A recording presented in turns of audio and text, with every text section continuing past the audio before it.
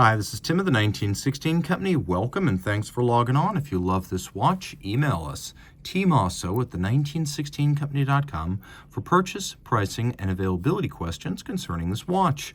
And today we're discussing a model that launched as part of the 2016 third generation of Vacheron Constantin's overseas sports watch collection. This is an interesting watch because it features a legacy movement that is exceedingly beautiful in one of the most wearable overseas Generation 3 cases for a lot of reasons. But this is, of course, the overseas ultra-thin Perpetual calendar. On paper, at 41.5 millimeters, it doesn't sound compact, but the way it wears and the shape of it mitigate the relatively large size. So in 5N red gold, it's 41.5 millimeters in diameter, but only 8.5 millimeters thick, and lug tip to lug tip 49 millimeters. Where things are a little bit different is whether you wear the ultra-thin models on straps or bracelets, those bands can pull straight down vertically out of the lugs, which is not possible on, for example, the self-winding or the chronograph. The result is that this fits better on a small wrist, even compared to the slightly smaller 41 millimeter self-winding. That may be smaller on paper, but this wears smaller still. So we'll throw it on my wrist, which is 16 centimeters circumference, and I love it. It's delightful. It's almost the exact same level as my cuff. It'll slide under a dress cuff. It's technically a sporty watch. I wouldn't call it a pure sports watch, but every Vacheron is a dress watch because of its legacy of elegance, just as every Marine, if necessary, is also a rifleman. So this can be your casual watch, but it can also be pressed into service if necessary, right up to the level of debutante balls and black tie. This can be your wedding watch. This can also be your weekend watch. And I would recommend it because of the particularly comfortable fit on a smaller wrist. I'd recommend this for a wrist of 14 centimeters circumference and up. Down the barrel. Taking a look at the strap, you can see it has a little bit of a one might call it a serrated pattern. It is inspired by the Maltese cross logo of the company. It's thin and pliant with some relief on the back to make it more flexible. You can see that we have pull tabs that allow you to quickly and easily remove the strap. You can, if you wish, place this on other Vacheron straps that use this attachment system, including leather options that can make the watch a little bit more formal in its aesthetic. If you can operate a car seatbelt buckle, you can use this strap system. We've got a buckle that is a folding clasp. It's got twin trigger release. You must press them for this to open. It cannot fly open inadvertently. And in case you're wondering, yes, you can easily remove the buckle from the strap to transfer it to another Vacheron strap. And just as I was able to remove the strap from the case and refit it in a moment, I'm able to do exactly the same with the clasp. We have that little Maltese cross motif inside, along with a combination of polish and media blast. The Maltese cross is also present on the buckle. Snap it shut. Now it's secure.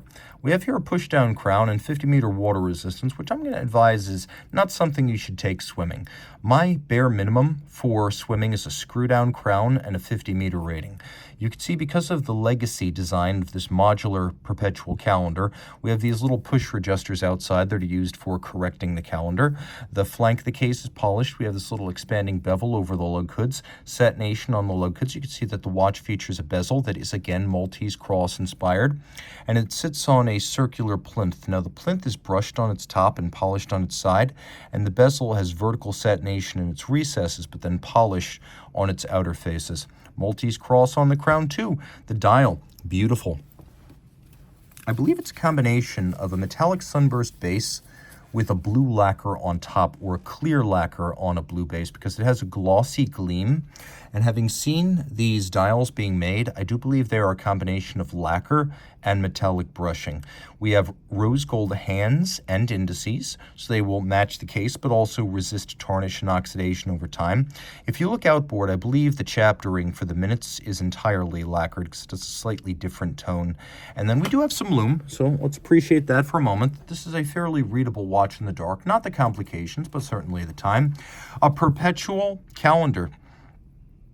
Note the coaxial display of the month and the leap year phase up at the top, and that each of these subregisters has a concentric or azurage pattern. We have a moon phase with little constellations.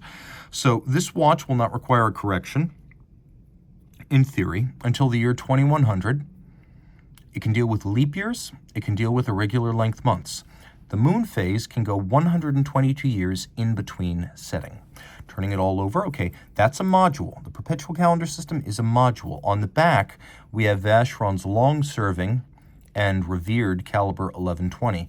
Patek had its version, AP had its version. All three of them used this movement, and it was designed exclusively for their use by Jaeger-LeCoultre in 1967. Never used by JLC or any company that wasn't Holy Trinity. This is the 920 Bausch. Today you can see it's been upgraded. A Geneva hallmark finish here, as well as a free-sprung Gyromax style balance for better precision of setting and shock resistance. All this adjusted in 5 positions. You can see that we have polishing, chiseling, media blast, beveling, and satination on this 22-karat compass rose style rotor. And it is a unidirectional winding system with 36 joules. That 19,800 vibration per hour beat rate beats across a 40-hour power reserve. Note the presence of bevel within all jewel and screw sinks. All screw heads are polished with slots and circumference chamfered. We have solarization of the crown wheel core and the ratchet wheel, engine turning on the base plate, lush and lovely, deeply textured abrasive wheel stripes on the bridges, and mirrored anglage that is everything you would expect of Geneva hallmark watchmaking. In fact, you could see it's on the movement, but it's also on the case, as since about mid-2012 it has been a full watch standard. You might notice that it says anti-magnetic. That's because there is a soft iron ring around the movement. So this watch has roughly 25,000 ampere per meter magnetic resilience. It can still function adequately and keep decent time in the presence of magnetic flux densities of 25,000 ampere per meter. Another thing that's interesting is that you can see that the rotor comprises a ring of beryllium that runs all the way around, and then the mass is on one side. Well, there are 4 ruby roller bearings that sit under this ring, and they support it. So under conditions of shock, the ring and the mass can't come into contact with the bridge array or the base plate. So you can have them shrunken together to make this thinner. The base movement's only 2.4 millimeters thick, and the whole assembly is only a little bit over 4 millimeters thick. And that's possible partly due to the use of those ruby roller bearings to support the rotor all the way around and prevent it from coming into contact with bridges and plates. There's a lot to love here. Reach out to Team Mosso at the 1916company.com for purchase and pricing details.